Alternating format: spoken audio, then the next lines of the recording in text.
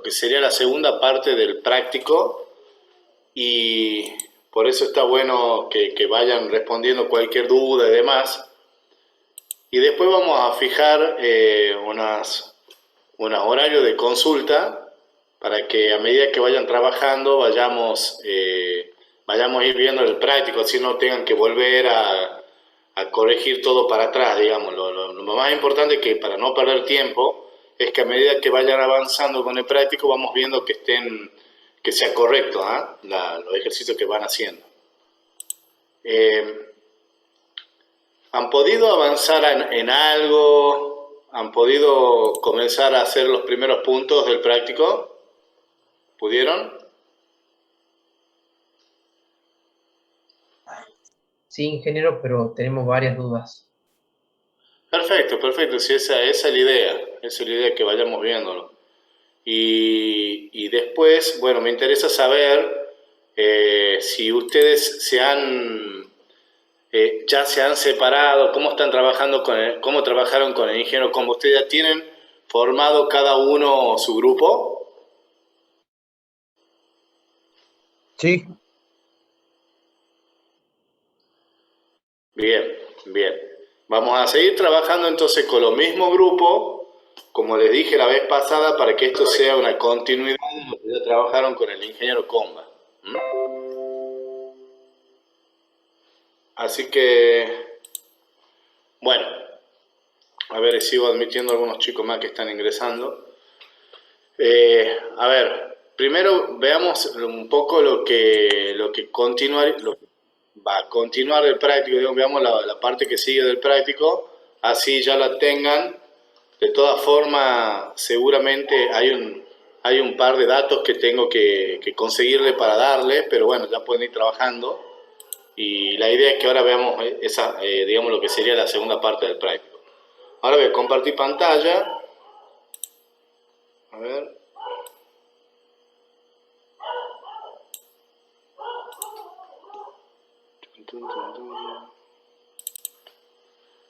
Bien, ahí pueden ver.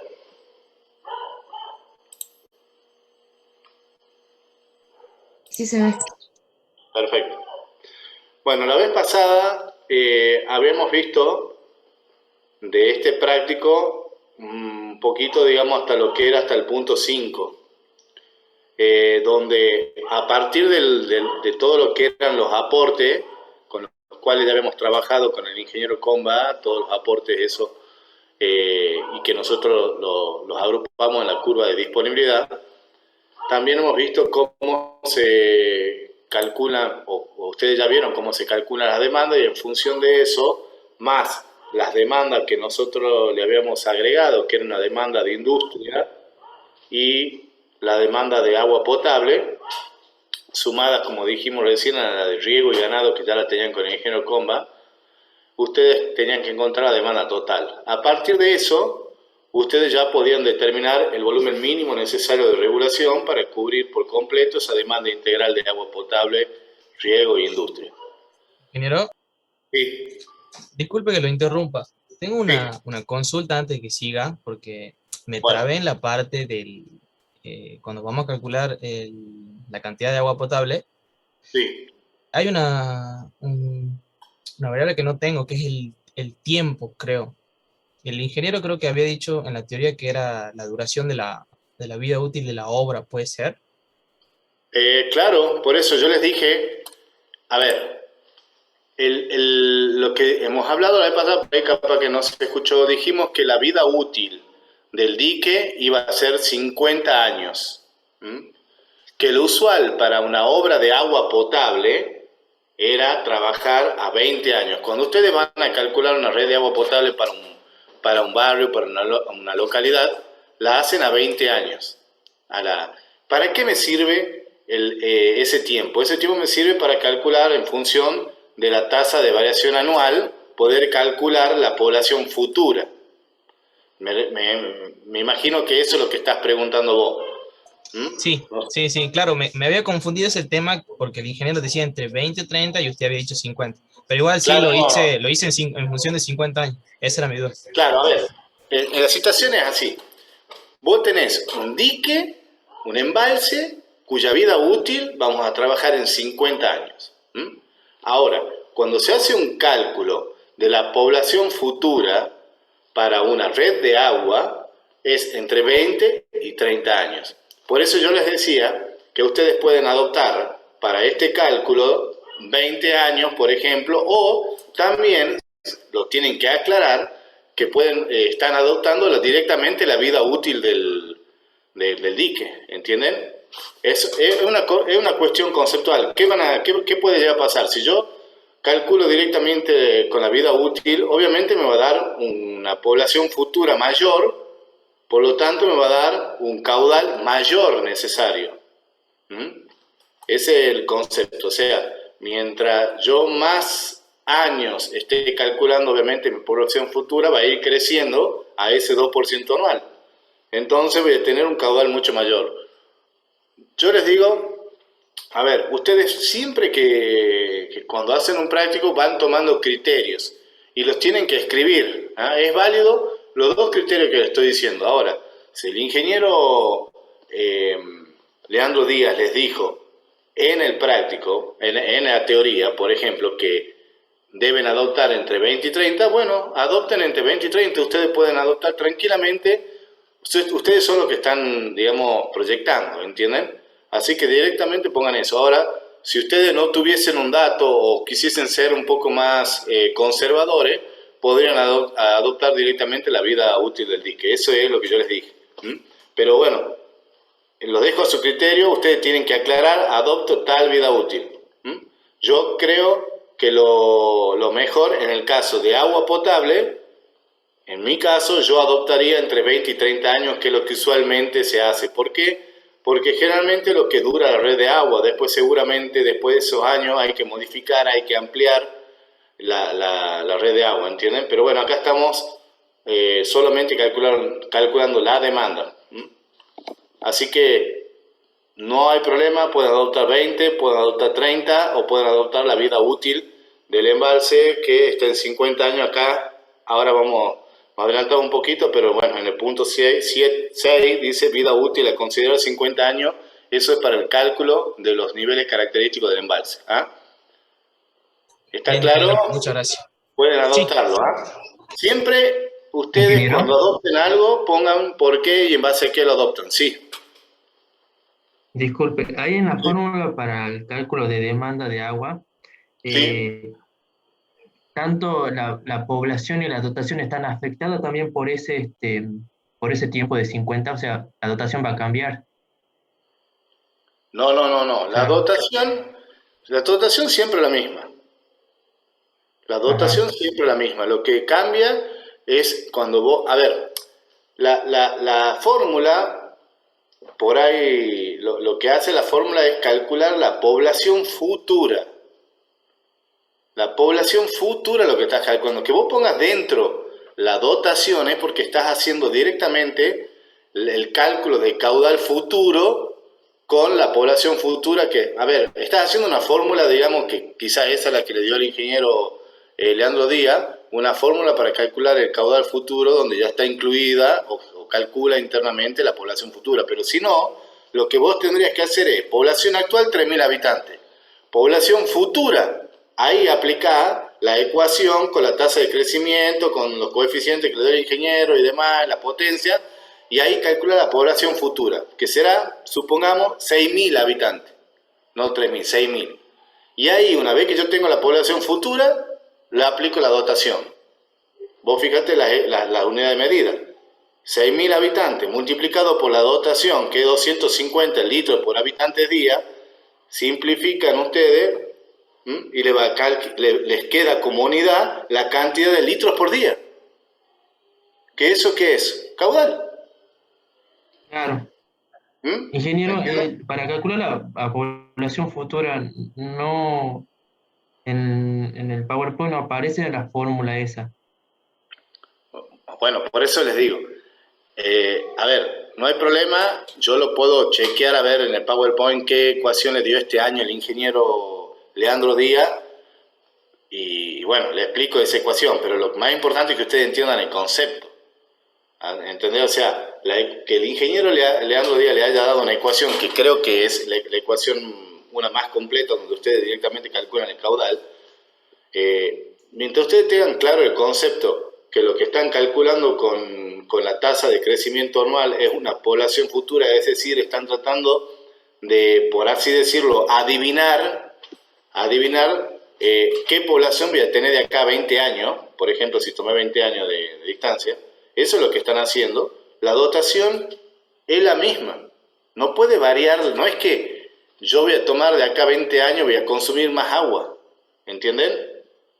A mí me interesa primero que tengamos claro el concepto, porque eso es lo que a mí me da la pauta de lo que por ahí no entendieron lo que explicó el ingeniero Leandro Díaz. Y saben que la fórmula, y ustedes ya lo han visto en la cátedra, que últimamente y mismo en la materia pueden tener libros abiertos, computadores, además la fórmula de menos, ustedes van a entrar, hoy en día googlean, sacan bibliografía, van a encontrar muchísimas fórmulas para calcular la población futura, muchísimas.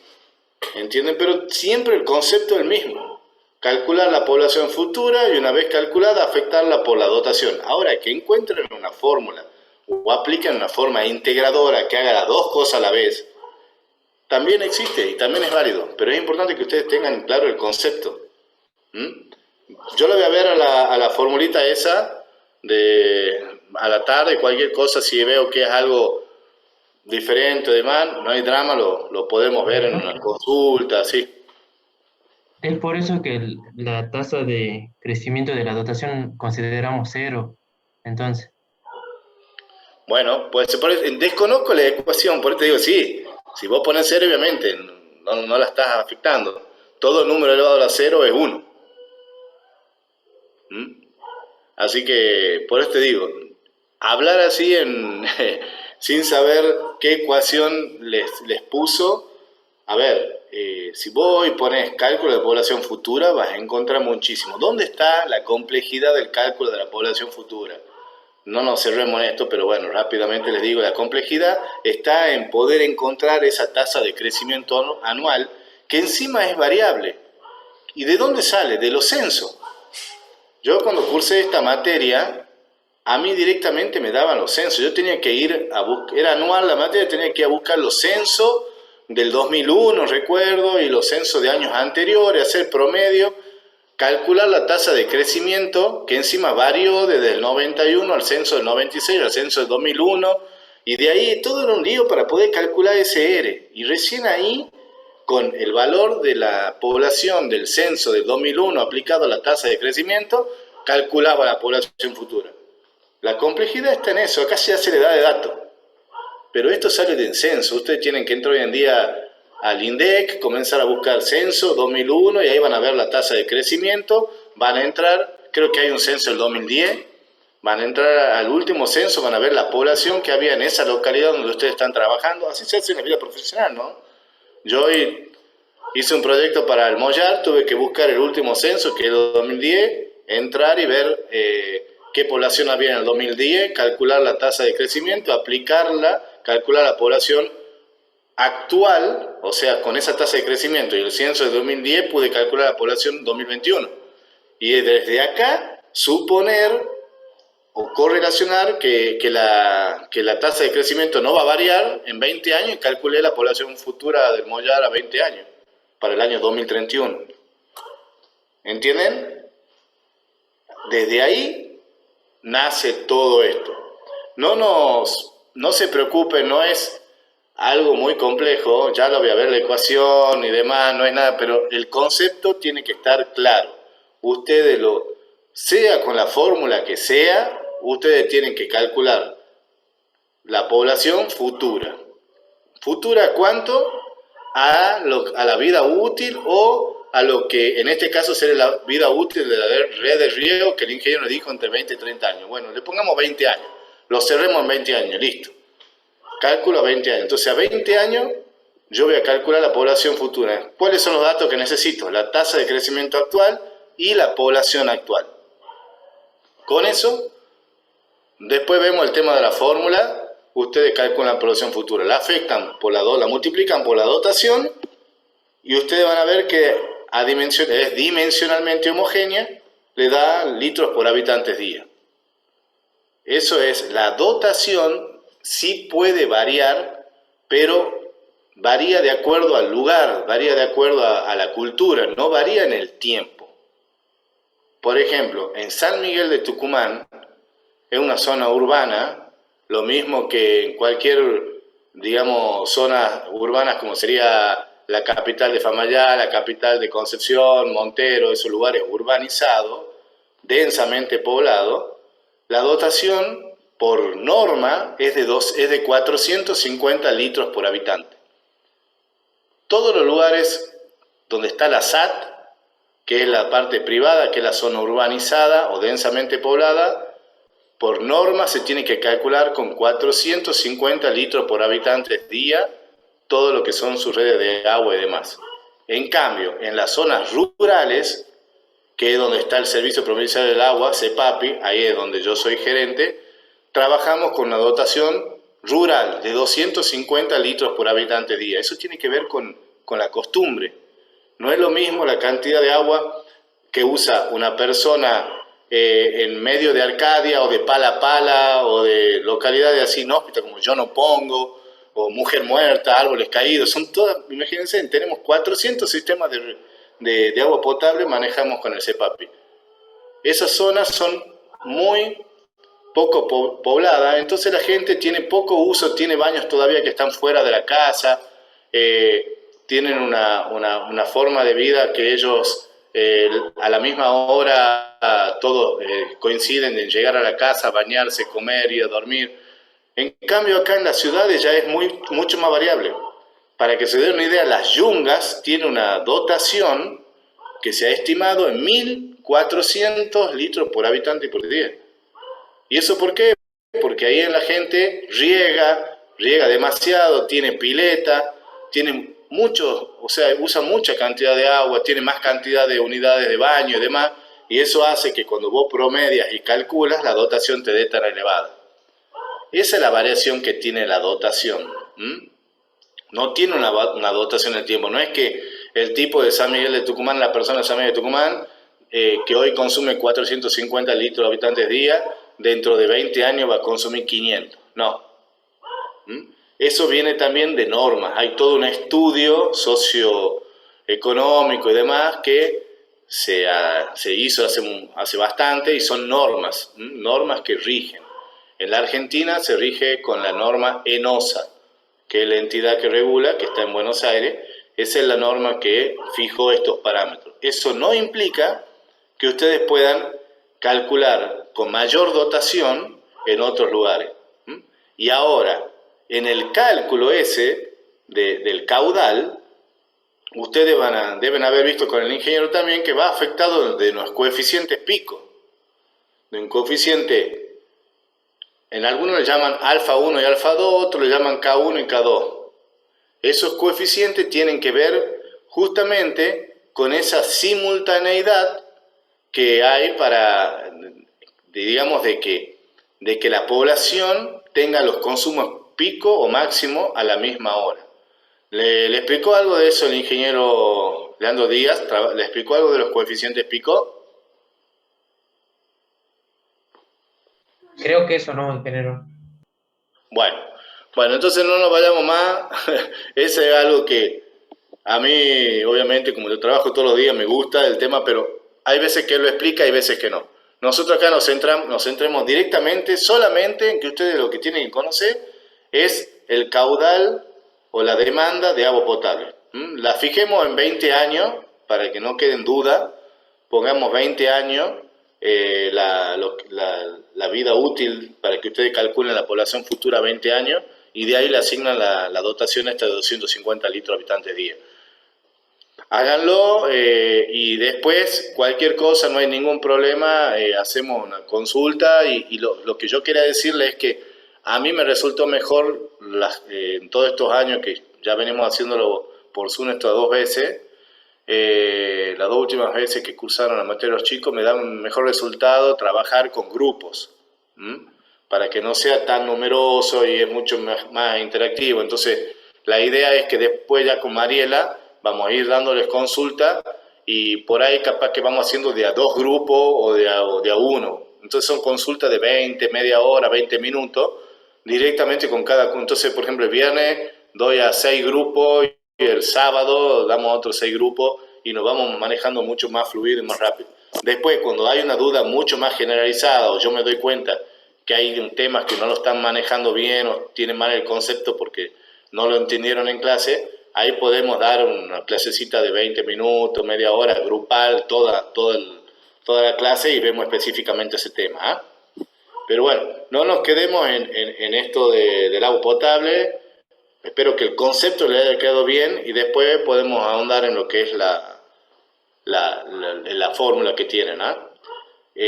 Bueno, ya el riego y el ganado, la industria, ya hemos dicho. Habíamos hablado del volumen de regulación para poder cumplir esa demanda. Yo aquí, a ver, voy a dejar de compartir, voy a poner, quería mostrarle una planilla de otros años. Por ejemplo acá. Pueden verla, ¿verdad?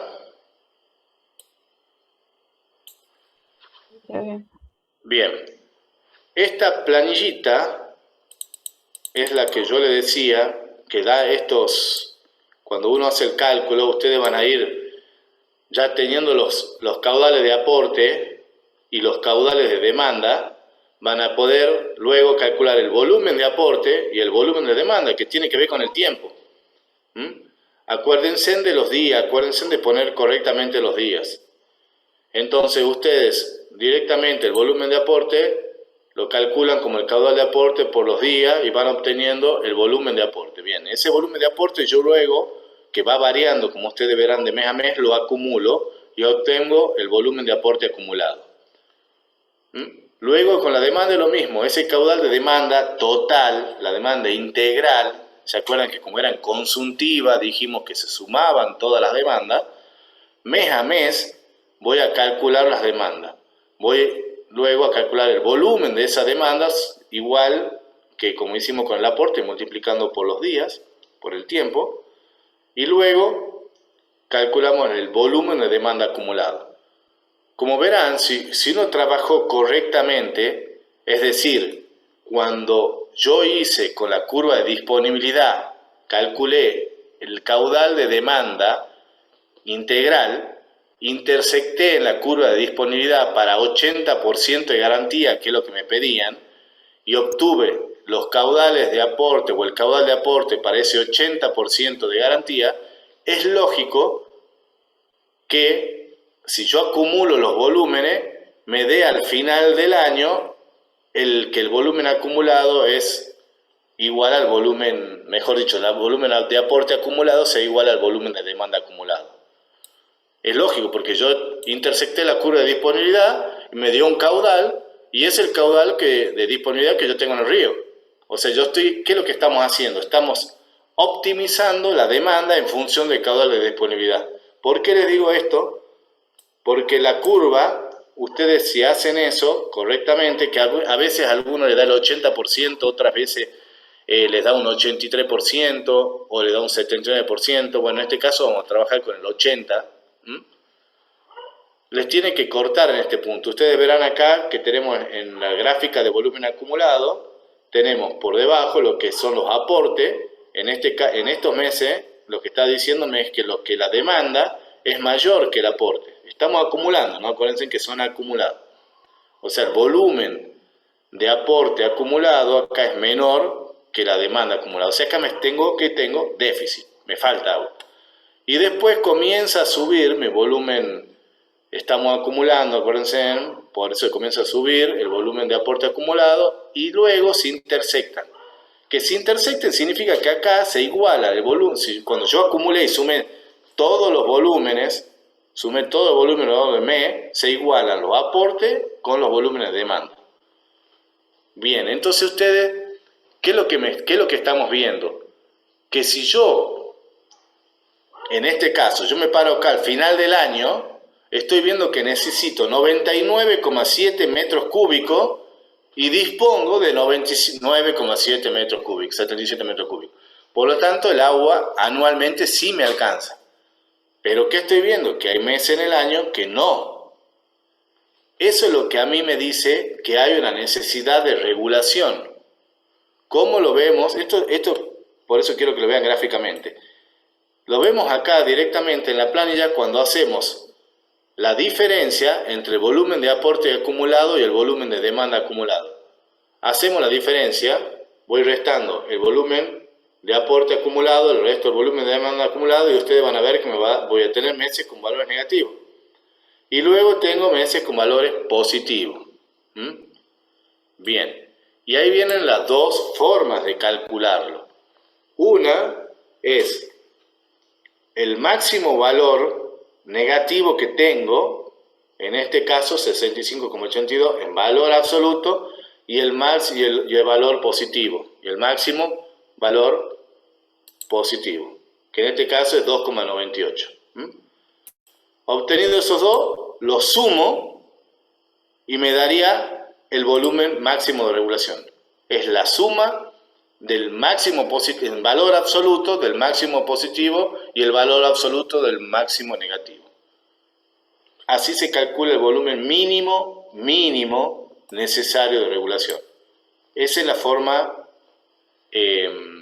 teórica, digamos, analítica. En la fórmula gráfica lo que se hace, si tuviésemos la posibilidad de hacerlo gráficamente, esta curva, por ejemplo, la de aporte, la subo hasta que se hace tangente a esta.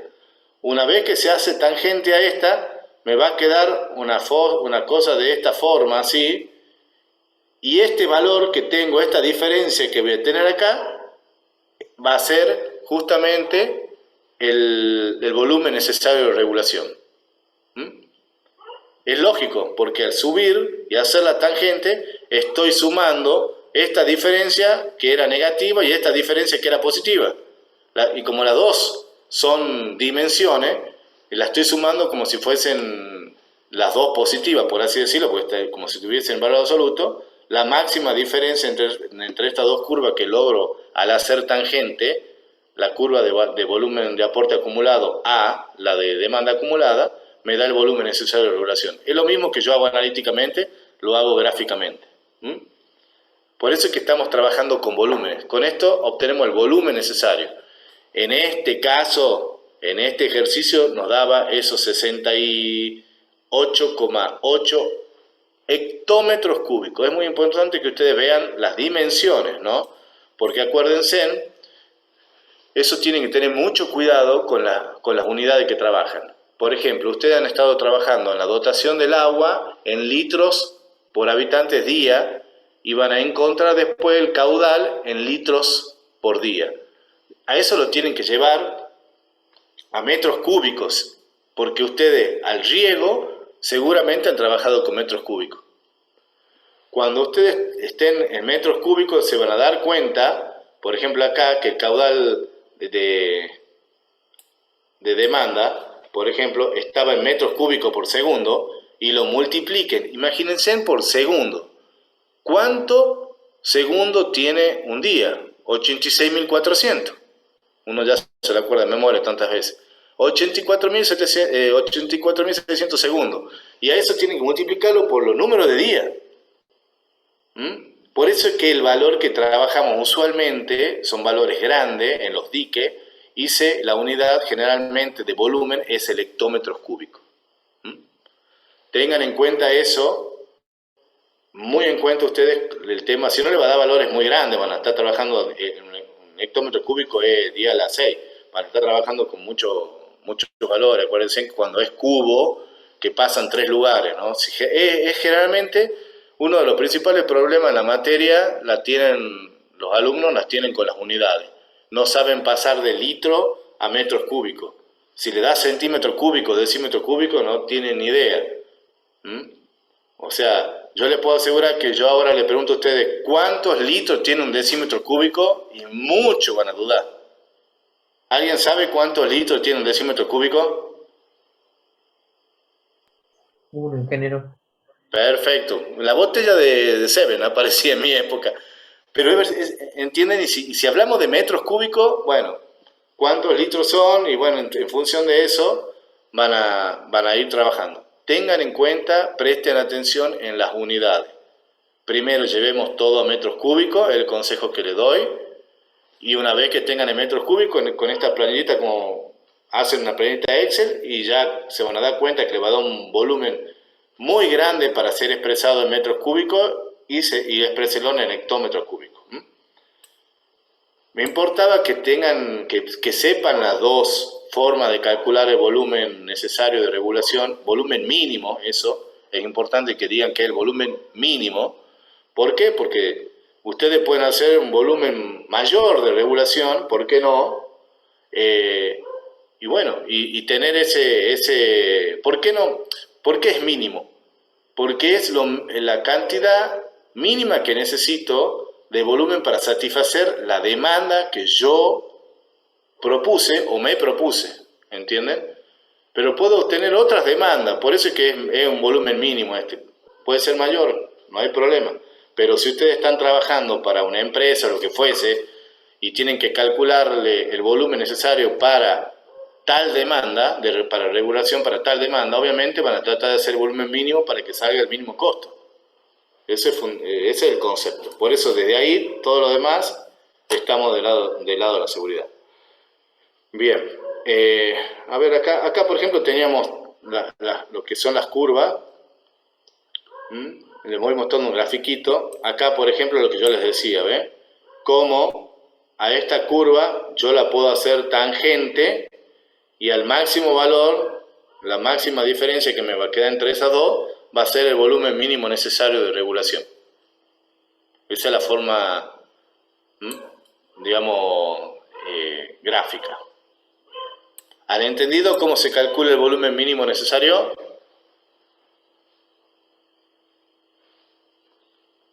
Ingeniero, sí o sí, la que se desplaza es la de aporte. No, pueden desplazarla a la otra, pero te va a ir hacia abajo. Es exactamente, no sé si te das cuenta que es exactamente lo mismo. Sí. Por eso, o sea, no, es indiferente. ¿Cuál hacemos? Si quieren verlo de otra forma, a la que está abajo la ponemos para arriba. No necesariamente tiene que ser, la idea es que a las curvas de abajo la hace tangente de arriba para que estemos trabajando con valores positivos dentro del gráfico, ¿entendés? Pero es indiferente. Hay veces que la curva de abajo es la curva de demanda y la curva de arriba es la de aporte. Eso no tiene nada que ver.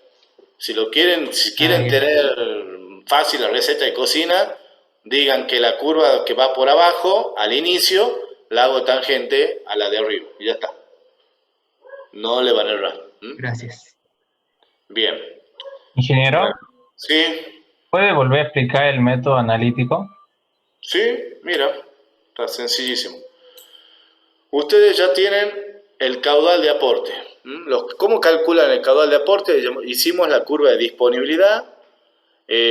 Ustedes a la curva de disponibilidad han calculado y han obtenido el caudal. A ver si tengo acá. Veamos si hay una curva de disponibilidad.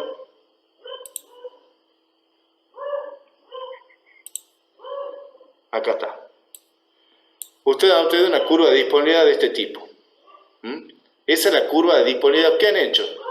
Sencillo, han agarrado toda la cantidad de caudales que ustedes tienen, han calculado el caudal promedio anual con el caudal medio anual, lo han ordenado en orden decreciente, debido a estar, han aplicado Blockman-Pearson tipo 3, y con eso han encontrado una serie de puntos. Y con Blockman-Pearson tipo 3 han encontrado la curva que representa a lo que sería esa nube de puntos. En la metodología que ya han visto con el ingeniero Comba, es lo mismo. Yo creo que ya incluso la tienen calculada la curva de disponibilidad. Es de este tipo generalmente. Y eso es lo que veíamos la vez pasada, que decíamos que a mayor garantía era menor el caudal. Fíjense, acá abajo están las garantías. A menor garantía, intersecto, tengo mayor caudal. O sea, menor garantía, mayor caudal de disponibilidad. Mayor garantía, menor caudal de disponibilidad. Bueno, entonces, ¿cuál es el caudal que yo necesito, chicos? Eso es la demanda. Es lo que dijimos. Calculemos el caudal de agua, el caudal de riego del ingeniero Comba, el caudal de ganado con el ingeniero Comba, el caudal de industria que le hemos dado, lo sumamos, lo metemos en la misma bolsa porque son consultivos, lo sumamos y me da un caudal también necesario medio anual. Si yo supongamos que me dé un caudal necesario de 4 metros cúbicos segundo. Pongo acá el 4 metros cúbicos por segundo, intercepto y me da que tengo una garantía del 75% para satisfacer mi demanda. ¿Entienden? Hasta ahí creo que es sencillísimo. ¿Lo ven? Sí. Bien. Entonces, ahí yo puedo decir, listo, voy a trabajar